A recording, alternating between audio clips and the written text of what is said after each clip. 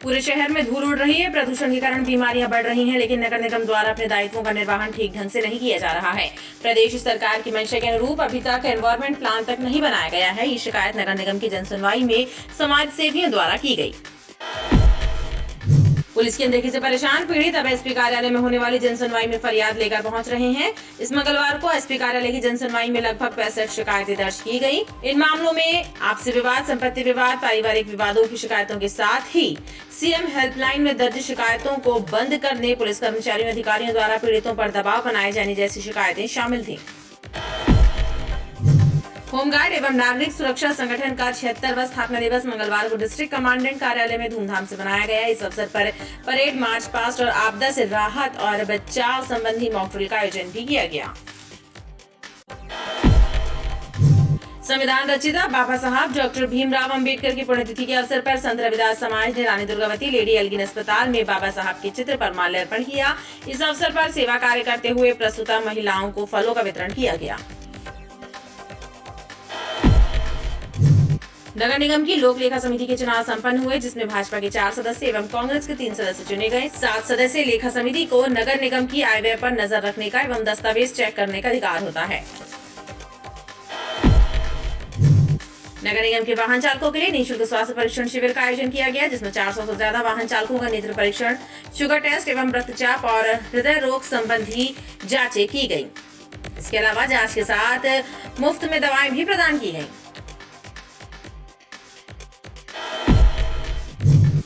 भाजपा कार्यकर्ताओं ने नगर निगम का घेराव करते हुए मेयर इन काउंसिल के सदस्य गुलाम हुसैन को हटाने की मांग की है। भाजपा कार्यकर्ताओं का कहना है कि गुलाम हुसैन के खिलाफ भ्रष्टाचार की जांच चल रही है और आपराधिक प्रकरण भी दर्ज है, फिर भी वह पद पर बना हुआ है। जबलपुर जिले में आरक्षक से प्रधान आरक्षक के पद पर पदोन्नत हुए करीब 50 पुलिस कर्मचारियों को 31 दिन का विभागीय प्रशिक्षण प्रदान किया गया। इस प्रशिक्षण के लिए एसपी कार्यालय में इंडक्शन कोर्स का आयोजन किया गया, जिसका समापन एसपी सिद्धार्थ बहुगुणा की मौजूदगी में हुआ। बरगी विधानसभा के अंतर्गत आने वाले ग्राम सगड़ा झपनी के किसानों को परेशानियों का सामना करना पड़ रहा है। बरगी से आने वाली नर्मदा नहर की जर्जर हालत से किसान चिंता में हैं।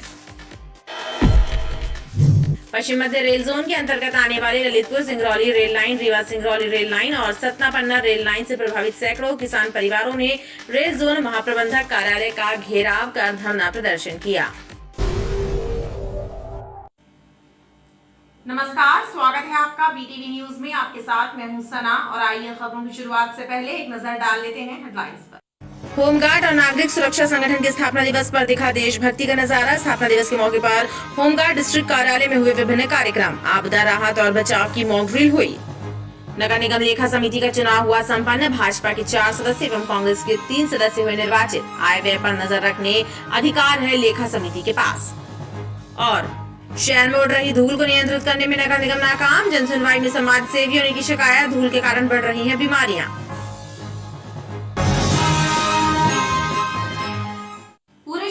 धूल उड़ रही है, प्रदूषण के कारण बीमारियां बढ़ रही हैं, लेकिन नगर निगम द्वारा अपने दायित्वों का निर्वहन ठीक ढंग से नहीं किया जा रहा है। प्रदेश सरकार की मंशा के अनुरूप अभी तक एनवायरमेंट प्लान तक नहीं बनाया गया है। ये शिकायत नगर निगम की जनसुनवाई में समाज सेवियों द्वारा की गई है। नगर निगम में आयोजित साप्ताहिक जनसुनवाई में इस सप्ताह कुल 18 शिकायतें पहुंची, जिनमें अधिकांश शिकायतें अतिक्रमण की समस्या से संबंधित रहीं। गढ़ा एवं आधारताल से आए बुजुर्गों ने बताया कि अतिक्रमण के खिलाफ लगातार शिकायत कर रहे हैं, लेकिन कार्यवाही नहीं हो रही है। इस मकान के लिए छोटा सा मकान है मेरा, 12.5 बाई 50 का। उसमें मेरे पड़ोसी द्वारा सामने तरफ से मेरे पूरे गेट को बंद, ऊपर तक ऊंचाई तक बाउंड्री दीवार बना दी है, जिससे मेरे घर में रोशनी, हवा ये सबसे वंचित हो रहा है। और गेट के सामने उनने अपनी बाउंड्री दीवार उठाई। उनका प्लाट है 17 बाई 50 का, यानी 35 बाई 50 का प्लाट है उनका। वो 34 बाई 53 पे मकान बना लिया है उनने। और फुल यानी बिल्कुल जो 40% छोड़ के उनको मकान बनाना था, उन्हें वैसा कुछ भी नहीं किया। और हमारे घर में यानी गेट के सामने उन्हें अपनी दीवार पूरी पिलर के सामने से पूरी दीवार खड़ी कर ली है। मैं अतिक्रमण से संबंधित शिकायत है, और आपको जानकर आश्चर्य होगा कि 27 साल पहले मैंने नगर निगम में आवेदन दिया था, आज तक उस पर कार्रवाई नहीं हुई है। ये है हमारा शासन और ये हमारा प्रशासन।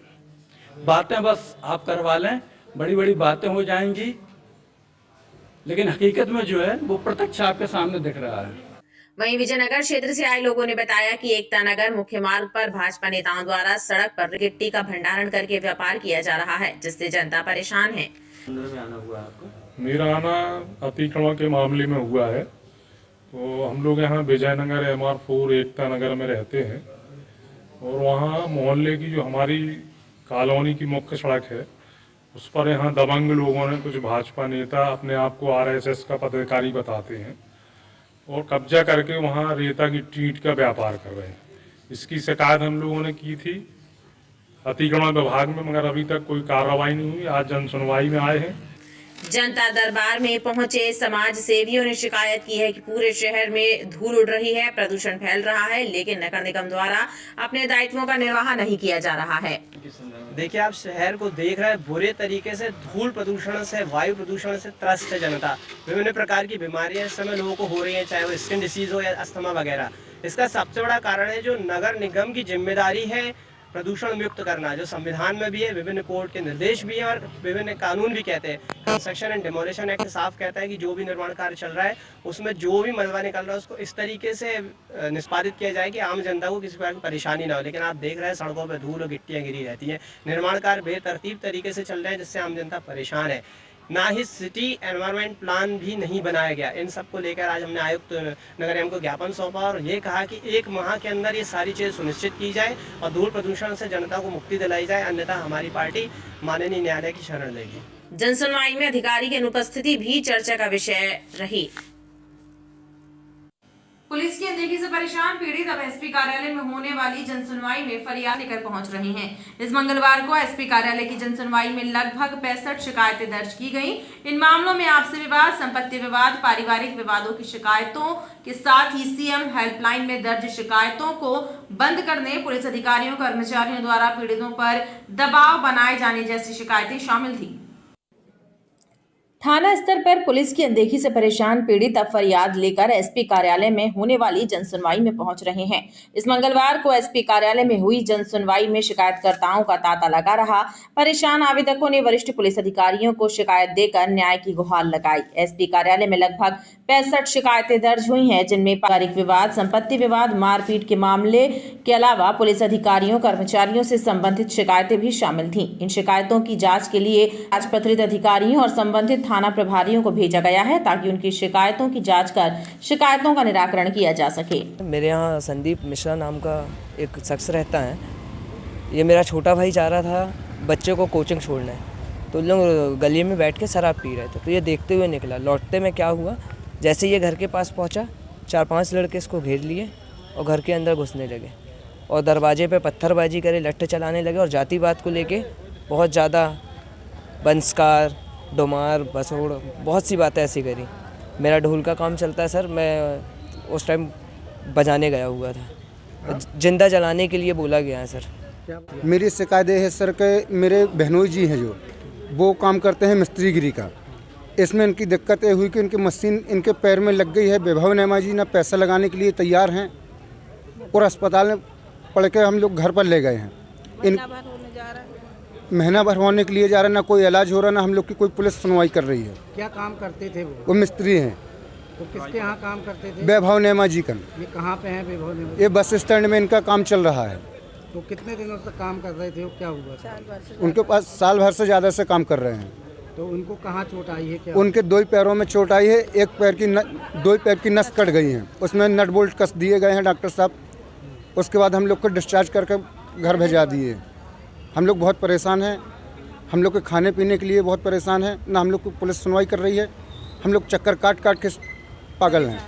आज जन सुनवाई में कुल 65 मामले सामने आए हैं अभी तक, जिनमें अधिकांश मामले पारिवारिक प्रवृत्ति के हैं, जिसमें सास बहू या पति पत्नी के बीच विवाद थे, जिसको संबंधित थानों को बता दिया गया है कि इसमें शीघ्र अतिशीघ्र कार्रवाई करें। एवं परिवार परामर्श केंद्र के लिए भी कुछ पति पत्नी के बीच में जो छोटे मामले हैं उनको निर्देशित किया गया है। कुछ मामले अपराध संबंधी भी हैं, जिसमें संबंधित थानों को बता दिया गया है, जिसमें कि किसी की गिरफ्तारी ना होना और इस टाइप के जो मामले हैं वो संबंधित थानों को बता दिया गया है कि उसमें शीघ्र कार्रवाई करके आवेदक को अवगत करवाया जाए। वरिष्ठ पुलिस अधिकारियों ने पुलिस कर्मचारियों अधिकारियों से संबंधित शिकायतों पर जल्द कार्यवाही करने का भरोसा आवेदकों को दिया है। होमगार्ड एवं नागरिक सुरक्षा संगठन का 76वां स्थापना दिवस मंगलवार को डिस्ट्रिक्ट कमांडेंट कार्यालय में धूमधाम से मनाया गया। इस अवसर पर परेड, मार्च पास्ट और आपदा से राहत और बचाव संबंधी मॉक ड्रिल का आयोजन जवानों द्वारा किया गया। होमगार्ड एवं नागरिक सुरक्षा संगठन का स्थापना दिवस 6 दिसंबर को पूरे देश में मनाया जा रहा है। जबलपुर स्थित होमगार्ड के डिस्ट्रिक्ट कार्यालय में भी स्थापना दिवस पर विभिन्न कार्यक्रमों का आयोजन हुआ। इस अवसर पर होमगार्ड के जवानों ने मार्च पास्ट और परेड का शानदार आयोजन किया। राज्यसभा सांसद सुमित्रा वाल्मीकि कार्यक्रम में बतौर मुख्य अतिथि शामिल हुई और उन्होंने परेड की सलामी ली। परेड कमांडर द्वारा माननीय मुख्य अतिथि महोदय को सलामी दी गई। जोरदार तालियों स्वागत करें। नंबर 1 प्लाटून द्वारा माननीय मुख्य अतिथि महोदय का अभिवादन किया गया, जिसका नेतृत्व कर रही श्रीमती पूजा खुसराम। बहुत ही शानदार महिलाओं का यह टुकड़ी। स्थापना दिवस के इस अवसर पर होमगार्ड, SDERF और सिविल डिफेंस के स्वयंसेवकों ने आपदा से राहत और बचाव संबंधी मॉक ड्रिल का शानदार प्रदर्शन किया।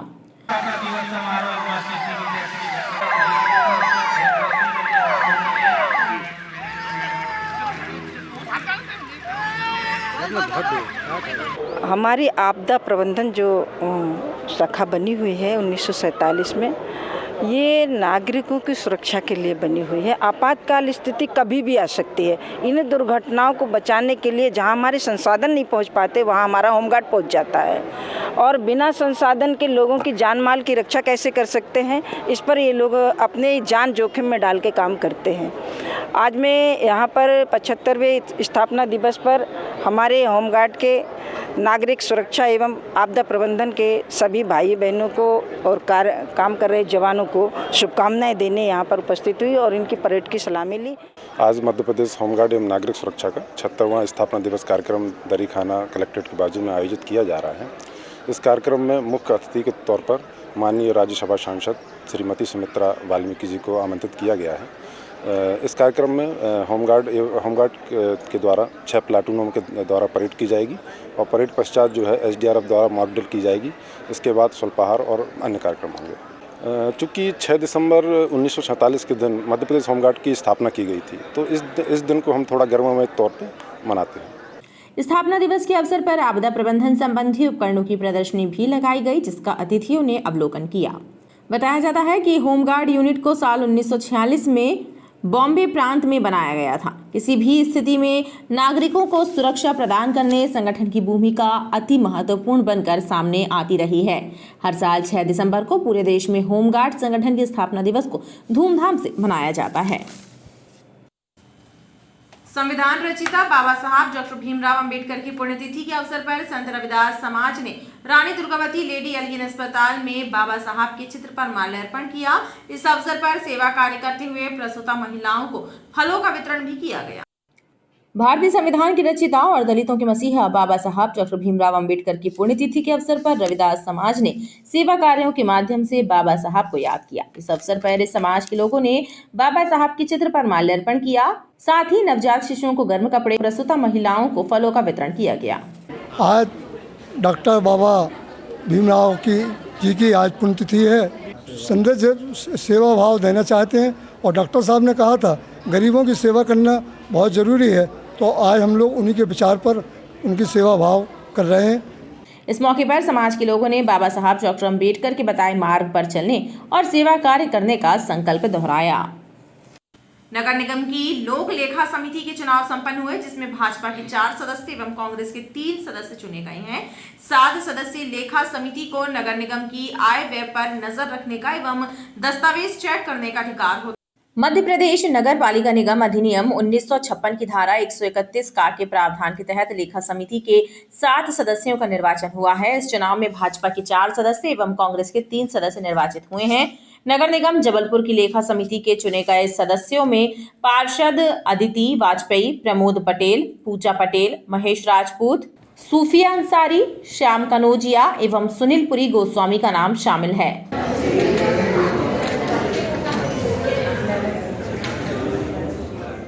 नगर निगम में लेखा समिति के चुनाव हुए और इसमें 7 निर्वाचित सदस्य होते हैं जो पार्षदों के बीच से ही चुने जाते हैं।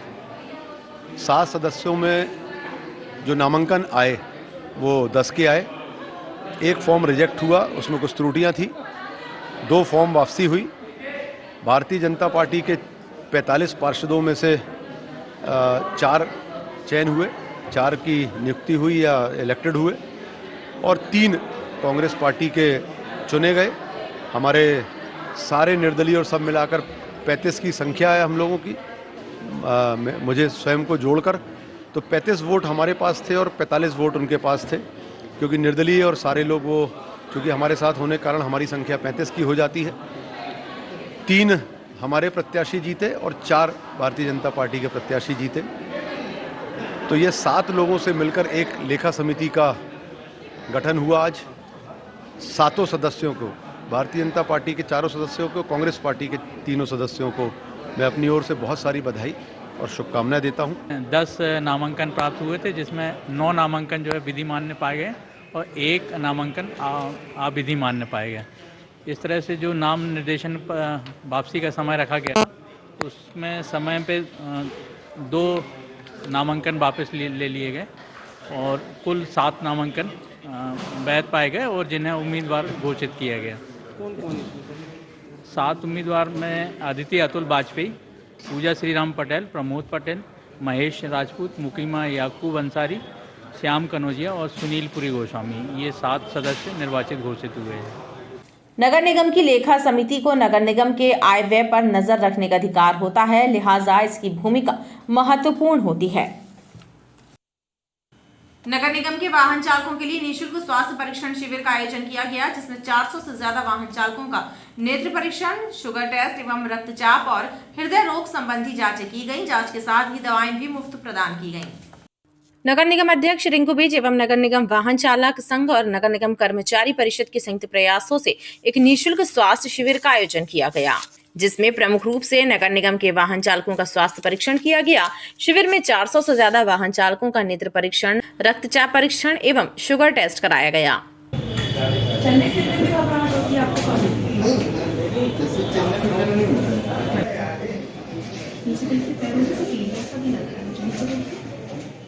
हमारे मेट्रो बस के चालक गाड़ी चलाते समय उनको हृदयाघात आया था और उनका निधन हो गया था और उस दुर्घटना में एक डेथ और हुई थी। उसको देखते हुए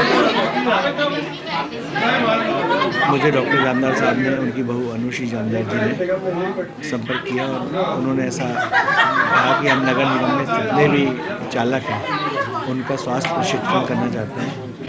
आज त्रिवेणी हेल्थ केयर के द्वारा निगम में समस्त चालकों का स्वास्थ्य प्रशिक्षण हो रहा है, जिसमें ECG, blood sugar, blood pressure एवं आँखों की जांच की जा रही है। अधिकारी कर्मचारी संघ और नगर निगम के समस्त संगठन चालक संघों द्वारा आज माननीय नगर निगम अध्यक्ष जी के नेतृत्व में स्वास्थ्य शिविर का आयोजन किया गया है, जिसमें अधिक से अधिक संख्या में कर्मचारी अपना स्वास्थ्य परीक्षण करा रहे हैं और इसका लाभ उठा रहे हैं। अभी जो अपने यहाँ मेट्रो बस से एक ड्राइवर का हार्ट अटैक से निधन हो गया था, वो गाड़ी रोड पे एक्सीडेंट, 2 और लोग का एक्सीडेंट भी हो गया था। इस वजह से नगर निगम के सभी वाहन चालकों का और मेट्रो वाहन चालकों का स्वास्थ्य परीक्षण किया जा रहा है, ताकि भविष्य में इनका कभी कोई बीमारी से क्षतिग्रस्त न हो।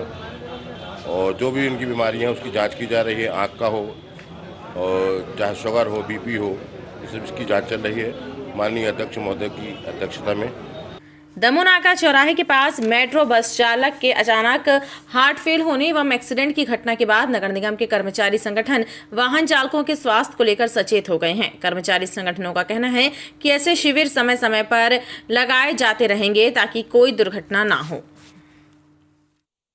भाजपा कार्यकर्ताओं ने नगर निगम का घेराव करते हुए मेयर इन काउंसिल के सदस्य गुलाम हुसैन को हटाने की मांग की है। भाजपा कार्यकर्ताओं का कहना है कि गुलाम हुसैन के खिलाफ भ्रष्टाचार की जांच चल रही है और आपराधिक प्रकरण भी दर्ज है, फिर भी वह पद पर बना हुआ है।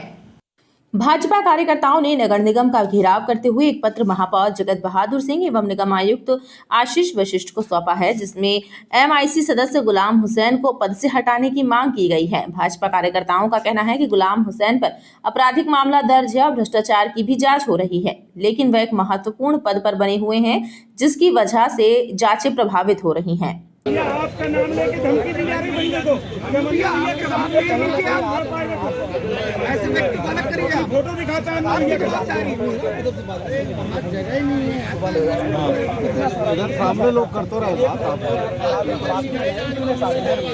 जो MIC सदस्य गुलाम हुसैन, जिनके ऊपर भ्रष्टाचार के कई मामले दर्ज हैं और आपराधिक मामले भी दर्ज हैं, ऐसे व्यक्ति को MIC बनाकर कहीं ना कहीं भ्रष्टाचार का काम किया जा रहा है, जिसको लेकर आज भारतीय जनता पार्टी के चारों मंडल आज नगर निगम में आए थे और महापौर जी का घेराव किया, उनको अपनी बातें बताई हैं और उन्होंने हमें तत्काल 15 दिन के अंदर तत्काल इस पर कार्रवाई करने का और जांच करके कार्रवाई करने का आश्वासन दिया है। यदि इस प्रकार की कार्रवाई यदि वो नहीं करते हैं तो हम 15 दिन बाद फिर आएंगे और हम उग्र आंदोलन करेंगे। उसमें घोटाला इस तरह का है कि रोड और नालियाँ वर्तमान में बनी है नहीं, लेकिन बिल पास होकर उसका पैसा निकाल दिया। इसमें कौन कौन गुनहगार है? इसमें उनके साथ में जो संभाग के इंजीनियर हैं, संभागीय अधिकारी हैं, वो सब सम्मिलित हो गए, तभी तो इतना बड़ा घोटाला किया उसने। पार्षद का क्या रोल काल है उसके? अगर पार्षद भाई जिस तरीके के उसने प्लानिंग से काम किया, 1 लाख रुपए तक का जो पावर होता है वो संभागीय अधिकारी के पास में होता है। संभागीय अधिकारी के साथ मिलीभगत करके उसने अपने लेटर के बिहाफ में पूरी रोडें और नाली अपने ठेकेदार के द्वारा बनवा के उसका पैसा निकलवा। विरोध प्रदर्शन के चलते नगर निगम मुख्यालय के मेन गेट पर देर तक हंगामा मचा रहा। भाजपा कार्यकर्ताओं ने चेतावनी दी है कि यदि जल्द कार्यवाही नहीं हुई तो तीव्र आंदोलन किया जाएगा। जबलपुर जिले में आरक्षक से प्रधान आरक्षक के पद पर पदोन्नत हुए करीब 50 पुलिस कर्मचारियों को 31 दिन का विभागीय प्रशिक्षण प्रदान किया गया। इस प्रशिक्षण के लिए SP कार्यालय में इंडक्शन कोर्स का आयोजन किया गया, जिसका समापन SP सिद्धार्थ बहुगुणा की मौजूदगी में हुआ। प्रधान आरक्षकों के लिए आयोजित इंडक्शन कोर्स में 31 दिनों तक उन्हें विवेचना संबंधी विभिन्न जानकारियां और बारीकियों से अवगत कराया गया, ताकि अपराधों की विवेचना के दौरान उन्हें किसी प्रकार की कठिनाई का सामना न करना पड़े। कोर्स के समापन अवसर पर SP सिद्धार्थ बहुगुणा ने ट्रेनिंग प्राप्त करने वाले सभी पुलिस कर्मचारियों का उत्साहवर्धन कर उनका मनोबल बढ़ाया। जैसा कि आपको विदित है, कांस्टेबल टू हेड कांस्टेबल की जो पदोन्नति होती है, इसमें उनको विवेचना के अधिकार भी दिए जाते हैं, तो इसलिए अति आवश्यक हो जाता है कि इनके अच्छे से एक ट्रेनिंग के रूप में एक इंडक्शन कोर्स हो, जो कि 31 कार्य दिवस का इंडक्शन कोर्स जो है हुआ, जिसमें कि जैसे कि आप देख रहे हैं सभी ने उसको बहुत अच्छे से जो बताई गई बातों को ग्रहण किया और मैं बहुत शुभकामना देता हूँ कि एज हेड कांस्टेबल सभी विभाग के लिए बहुत अच्छा काम करें। लगभग कितने का है? करीबन इसमें 50 के करीब जो हैं हमारे पुलिसकर्मी हैं जिन्होंने ये इस इंडक्शन कोर्स में भाग लिया। बरगी विधानसभा के अंतर्गत आने वाले ग्राम सगड़ा झपनी के किसानों को परेशानियों का सामना करना पड़ रहा है। बरगी से आने वाली नर्मदा नहर की जर्जर हालत से किसान चिंता में है। नहर के भरोसे खेती करने वाले इन किसानों का कहना है कि सिंचाई विभाग के अधिकारियों की लापरवाही से नहर में पानी नहीं छोड़ा जा रहा है, जिससे बोनी के समय पर बुआई नहीं हो पा रही है।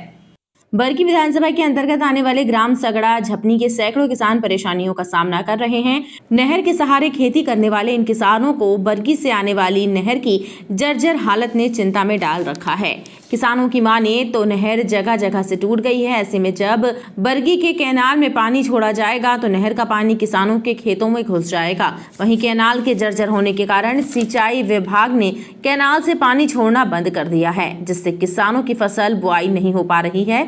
किसानों ने प्रशासन से कैनाल का सुधार कराने की मांग की है।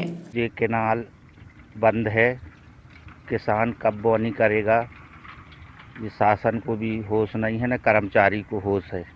कैनाल टूटी फूटी दिख रही है। कैनाल टूटी फूटी भी है और न कोई मरम्मत होती है न कुछ होती है, और यदि फूट जाए धोखा से तो कई किसानों की जो है फसल का नुकसान होगा। कैनाल की बहुत दुर्दशा है। एरिगेशन डिपार्ट सुन रहा है, ई के भी फ़ोन लगाए, ई साहब भी कोई ध्यान नहीं दे रहे। यहाँ इतनी ज़्यादा मरम्मत गड़बड़ है कि जैसे समझ लें कि मान लो यदि कैनाल खुलती है और तेज बहती है तो 50 एकड़ में पानी भर जाएगा, तो इसकी मरम्मत भी नहीं हो रही और टाइम टेबल से ये लोग सुन भी नहीं बह रहे। रहा है हल्का हल्का, वो कैसे बह रहा वे है? सीपेज का है। सीपेज का है। जी। और अभी कैनाल नहीं खोले तो किसान कितने प्रभावित होंगे इससे? इससे कम से कम 2-2.5 हजार किसान प्रभावित होगी। और फसल सगड़ा झपनी में करीब 2,500 छोटे बड़े किसान खेती के लिए नहर से छोड़े जाने वाले पानी पर निर्भर हैं। किसानों ने सिंचाई विभाग के आला अफसरों से भी इस समस्या पर बातचीत की, लेकिन अब तक कोई कारगर कदम नहीं उठाए गए। पश्चिम मध्य रेल जोन के अंतर्गत आने वाली Lalitpur Singrauli rail line, Rewa Singrauli rail line और सतना पन्ना रेल लाइन से प्रभावित सैकड़ों किसान परिवारों ने रेल जोन महाप्रबंधक कार्यालय का घेराव कर धरना प्रदर्शन किया। पीड़ित किसानों ने बताया कि रेल लाइन कार्यों के लिए रेलवे ने किसानों की जमीन अधिग्रहण की थी और उन्हें नौकरी देने का आश्वासन दिया था, लेकिन वर्षों बाद भी उन्हें भटकाया जा रहा है। नौकरी तो हम लेके रहेंगे, लेकिन लाइन में दोहरी नीति नहीं चलेगी। पश्चिम मध्य रेल जोन के अंतर्गत आने वाले ललितपुर सिंगरौली, रीवा सिंगरौली और सतना पन्ना रेल लाइन दोहरीकरण और निर्माण कार्य से प्रभावित हुए सैकड़ों किसानों के परिवारों ने पश्चिम मध्य रेल जोन महाप्रबंधक कार्यालय के सामने प्रदर्शन किया। प्रभावित किसानों और प्रदर्शनकारी लोगों ने बताया कि रेलवे द्वारा नई रेल लाइन और दोहरीकरण के कार्यों के लिए रेलवे ने किसानों की जमीन अधिग्रहण की थी और उन्हें मुआवजे के साथ भरण पोषण के लिए नौकरी देने का वादा किया था। रेलवे ने किसानों को मुआवजा तो दिया, लेकिन अब चक्कर काटने मजबूर हैं, जिससे प्रभावित किसान परिवारों का आक्रोश बढ़ता जा रहा है। हम लोग ललितपुर सिंगरौली रेल लाइन के प्रभावित किसान हैं। हम लोग को कानून तहत नौकरी देने का आदेश किया गया था, किंतु कुछ किसानों को नौकरी दे दिया गया, कुछ किसानों के साथ रेलवे द्वारा दोहरी नीति की जा रही है। इसके बाद हम लोग धरने में बैठे हैं। लगातार कुछ माह पहले भी हमने 3 दिन यहाँ धरना किया था, तो भी हमारा कुछ निर्णय नहीं हुआ था। अगर 1 हफ्ते के अंदर हमारा निर्णय नहीं होता है, हम अमरण अनशन करेंगे, ट्रेन रोको आंदोलन करेंगे और उग्र करेंगे, अपनी जान तक दे देंगे, लेकिन रेलवे दोहरी नीति करने किसानों के साथ ये नहीं करने देंगे। हम लोग यहाँ नौकरी के लिए आए हैं।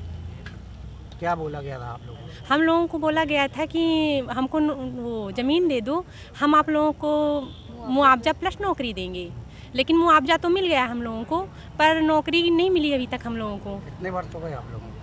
कितने वर्ष हो गए हम लोगों को? तो 1 साल मेडिकल हो गया, एशआर भी भर गया और बोल रहे हैं कि अब देंगे तब देंगे, नहीं हो रहा है, कुछ नहीं हो रहा है हम लोगों का। कितने किसान होंगे जिनको नौकरी के लिए बोला गया? कम से कम 5-6 हज़ार किसान हैं। सांसद जी के यहाँ जाते हैं, मंत्री जी के यहाँ जाते हैं, सब बोलते हैं कि दी जाएगी, लेकिन 1.5 साल से कोई निर्णय नहीं हो रहा है। 1.5 साल से मेडिकल करवा के बैठाए हुए हैं, कोई निर्णय नहीं। जीएम ऑफिस आते हैं तो बोलते हैं मिलेगी, लेकिन ना बोल रहे हैं कि मिलेगी या ना मिलेगी, बस ये बोलते हैं, कभी बोल देते हैं मिलेगी, कहीं बोलते हैं ना मिलेगी। सरकार बंद कर दी है। प्रभावित किसानों के परिवारों ने रेल जोन महाप्रबंधक को इस संबंध में मांग पत्र सौंपा। उन्होंने बताया कि सैकड़ों किसानों के परिवार के सदस्यों को नौकरी नहीं दी गई। रेलवे द्वारा मेडिकल टेस्ट और अन्य प्रक्रियाएं भी पूरी करा ली गई हैं, लेकिन लोग अब भी नौकरी के इंतजार में जोन कार्यालय और रेल मंत्रालय के चक्कर लगा रहे हैं। खबरों का सिलसिला लगातार जारी रहेगा, आप देखते रहिए BTV न्यूज़।